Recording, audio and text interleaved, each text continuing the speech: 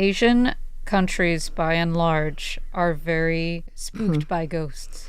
My boyfriend came up with what I think is a really funny way to think of horror movies, specifically about the supernatural, where he said when you're looking at American horror movies or like horror movies in Europe, a lot of times the mindset of characters in the movie is, oh no, the thing that we didn't think could happen is happening. But then when you look at something that's happening in an East Asian supernatural horror movie, the mindset changes to, oh no, the thing we always knew could happen is happening. That's an interesting way to see it.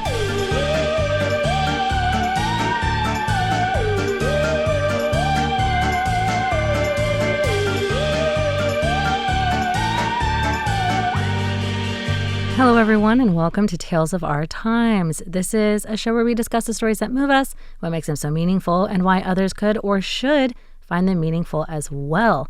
This is not a spoiler-free show, so bear that in mind as you continue to listen.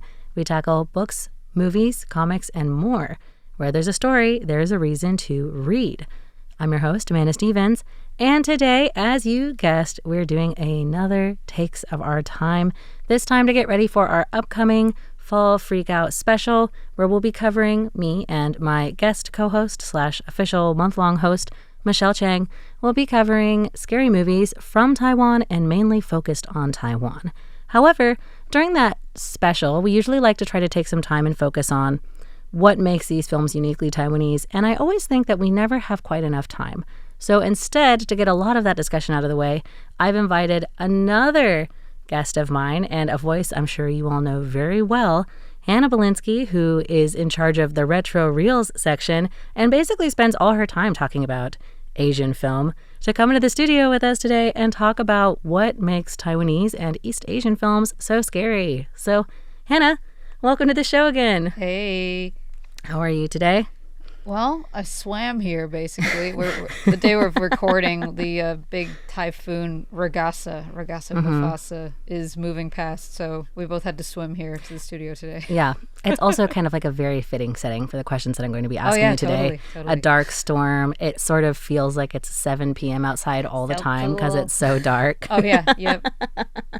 This is perfect because I'm actually finishing a Ghost Month series on my program. I try to do that. Yeah, I try to do that every year. Last year it was Japanese horror, and this year it's Thai. Although today's movie's not scary, but it's like ghost stuff. Okay. Ghost stuff. So if you want more ghost movies, you can look at Hannah's Retro Reels special, which Ghost Month is usually about 1 month before October, Right. but it sort of depends because it's on the lunar calendar. So sometimes it's a little further away, sometimes it's a little closer. Usually follows mostly the month of August, but sometimes bleeds into September, Correct. which I think is probably going to be a good thing for us to bring up, as I guess Ghost Month isn't especially Taiwanese, but is kind of unique to East Asian horror as an idea. Actually, you're going to get into this. Yeah, you know what? So let's just get into it with that. So the base level question is, how do you feel about scary movies or horror movies in general? I'm a big film nerd. I care a lot about like highfalutin, snobby stuff, but I love scary movies. Yeah. Even though that's generally not, a classy genre, but sometimes that's what makes it good because it is entertaining. Sometimes you just want to watch something that is thrilling, is fun. And my dad loves scary movies, so he introduced them to me at probably way too young of an age. This is a common thread, yes.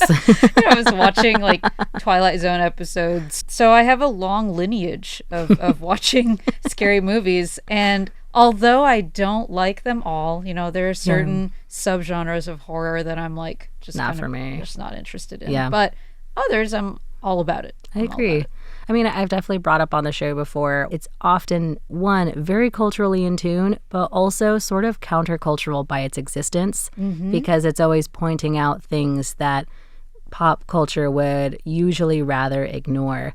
And I could have a whole TED talk about like Sinners, for example, but I think that allows it to say a lot more. In addition to also sometimes just being like a good time. Yeah. The things... I talked about this, on my own show. The things that scare someone, it's very much based in how you were socialized and your culture growing up, and it is informed by your environment. So that's what can make Asian horror, for example, so different from horror made in the Anglosphere. Well, and something that I think is very fascinating is that culturally, people are afraid of very different things. Yeah. It is really fun to ask, why is it scary? Why is it scary? It's a great question, and it always generates some discussion, relating to you personally, really. Yeah. Getting more into like the Taiwanese of it all then. You are American Taiwanese. And so are there any Taiwanese folk beliefs or superstitions you either learned about when you were older or ideally things that you grew up with? And kind of tagging onto that, like, do you consider yourself a superstitious person? So everything that I was, I guess, taught to be afraid of or wary of has to do with ghosts, of course. Yeah, or demons more generally. Yeah. And my family is not very superstitious. There's some that are more superstitious than others. I've heard many things like don't hang your clothes out at night, don't whistle. Don't whistle at night was a big one for me. Right, and if somebody calls your name, don't look back over your shoulder, things of that nature. The only one that my family really warned me against was, how when you go around Taiwan and you might come across these smaller shrines, like maybe kind of almost no-name seeming shrines. Right. Or it's just... It seems like it's sort of buried in the mountain or maybe forgotten. Or it's just like this dilapidated. one deity that's like been shut behind the protective barrier. They're in the little cage. Yeah. And it's like really small and you don't know who it is. They did tell me to give those a wide berth because that it's not that the deity itself could be malevolent, but that perhaps spirits like to cling to those places. And another interesting thing that I learned actually I did some Mandarin intensive courses at National Taiwan Normal University to become literate. I was illiterate. Oh, me mostly. Too. And my teacher showed us this thing where it's kind of like astrology, where depending on your birth time and date, you are assigned a number, and the number denotes how heavy your soul is. So it's like 1 through 5, 1 being like very light, 5 being very heavy, and 3 being kind of in the middle. And if your soul, I guess, is on the lighter side, you are able to see spirits. And if you are in the middle, like 2, 3, 4, then you probably don't see anything supernatural and nothing You're really... grounded. You're heavy. Nothing really happens to you. You're just kind of regular weight. And if you are a 5, if you're heavy, then spirits like to challenge you. So maybe some unfortunate things tend to befall you, like, for example, freak accidents and things of that nature. Good God. See, here, I was thinking the heaviest one would be great, because then you're like, awesome, I'm super grounded. You want to be in the middle. I'm going to be ideally in the middle. Dear God. But these are the things that I learned, but the only one, like I said, that I really observe is I stay away from little shrines because they are kind of spooky. They are kind of spooky. They are. It's very much like, I guess, if you remember in Spirited Away, right at the very beginning, when they're going through the forest and you start seeing all the little, like, figures that are kind of knocked over, or they're going through like the empty train station, that sort of feeling of unsettling, that's kind of what it feels like when you see those empty little shrines. Yes, that's exactly how I feel. Yeah. So this is interesting because also something we brought up last time is that idea of like the spirit world is very close to us. Yeah, either it's through right there. Yeah, either through ghosts or demons or whatever. And something I've noticed in a lot of Taiwanese horror is I feel like there's this belief that at any point in time, especially if you are cursed or more often in a bad place for whatever reason, you can just kind of slip in and out of the spirit world by accident. And then like when you're there, bad things will happen to you. But you can't really deal with any of it. You just have to try to get out of it. And then that's like your one goal, is if you fall into those places. So I guess building off of that, in what ways do you think that Taiwan's horror movies stand out or kind of blend in with the horror of neighboring countries? So I haven't watched some of the like really big latest ones like Incantation and I know that was huge recently. We did that one last year. That one scarred me, and it is really? All about like that kind of like little shrine. Of course. Forgotten shrine. Of course. Yeah, see, that was I had chills when you were talking about it. I was like, oh God. But I have I think it's related, played the video game Detention. I loved Detention. It is related. And there was a sequel also that was, I forgot what it was called, but it had a different Devotion. Story. Devotion. That's it's what it not was a called. sequel. It's unrelated, but it is by the same studio. It's by the same studio. They're both really good. They're very scary. Devotion is the worst. I think so good. That one really stuck with me because of the environment being so perfectly Taiwanese, and also detention, which took place in a school. Yeah, which is also Taiwanese schools. They're still very of that military rule era. Yeah, and it's reflected. Even new ones. Yeah, and it's reflected in the school system to this day. So those games feel super Taiwanese to me as far as Taiwanese horror specifically. I would say in general, East Asian countries, Southeast Asian countries too, a lot of it is grounded in Buddhism. Yeah. And related cultural / folk religions that may be unique to the specific country that give that a little bit of that local flavor. Twang. But generally it's about this idea of you get what's coming to you. And I don't see that as much in Western horror, or really not often. It's definitely not like the usual theme. Like the way I was thinking about it recently was that you did something to deserve this. Whereas in Western horror, more often than not, you were just in the wrong place at the wrong time. Right. You know, the serial killer picked your house. You know what I mean? Whereas in Asian horror, you did something to deserve being haunted or otherwise pursued. Or if not you, because I would jump off of that. If not you, then someone in your family. Or someone in this place. Because I also think Taiwan just really loves the global stigma of like, this is a bad place where something bad happened. Oh yeah, that's why people are so spooked by apartments where somebody like committed suicide or otherwise died of an unclean manner. Like I said, it goes back to Buddhism.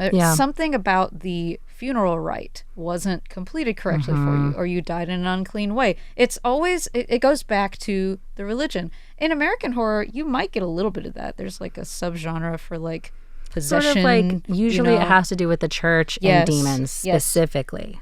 Yeah, in America, you might get, for example, The Exorcist. But that is very much based in Catholicism, but that's not really the main kind of horror. You know, it's something I like, but yeah, same. But it's not like the usual horror fare. Building off of that, is there anything that you've ever seen or you could think that would make horror uniquely Taiwanese? And while I was writing this question, I was struck with something that in the last 4 years or so, getting more into the Taiwanese horror scene from video games and movies. Something that I have sort of felt is that Taiwanese horror feels more lived in, which also could be my bias because I live here. But what I mean by that is that I think it does well with sort of like interpersonal or personal stories and stories that take place in a small, isolated setting. Yeah. Like Detention takes place in one school. Yeah. Devotion is in the apartment. Yeah. The two movies I liked last year were also kind of trapped in one place and really explored characters' personal trauma. And I think comparing it to, for example, horror from Japan or horror from China, those stories often I feel like do more ancient evil that's like always been here. Yep. And in that way, I feel like Taiwanese horror is sort of more like the Appalachian Mountains of Asian horror. Saying. There's more of a countryside vibe to it. Yes, it's more intimate. It's less that this particular spot is haunted and more that it's haunted by somebody you know kind of deal, or you knew, or that you wronged by your own sort of evil, I guess. There's always a very personal element to it, perhaps, is also kind of where it is. Like, even with the different monsters that we explored last year, and now I'm thinking of like the tag-along. And tag-along haunts people by grabbing your friend's voice and then using it to call your name so that you do that, you look behind you, and then it grabs you, right? But in that way, it's like a chain of personal events that happen to you. So going broader, what do you think are some themes that are seen in Taiwanese horror? And what do you think that they may say about the underlying fears of Taiwanese society? I think a lot of it has to do with being afraid of not just the supernatural, but of the evil that other people are capable of doing by you. And not in the random violence of a home break-in. No, it's more like the kind of violence that can happen between members of a family. And that can range, from like really gruesome stuff like beating or drowning or something awful like that to kind of abusive behaviors in general. Yeah. I think because Taiwan, like the culture is so family oriented and so based on these often patriarchal structures in families, that a lot of the violence, I guess you could say, that occurs in Taiwan happens within the family unit. How can I put this? We'll just say abuse. Yeah. I think that features quite bigly. Yeah.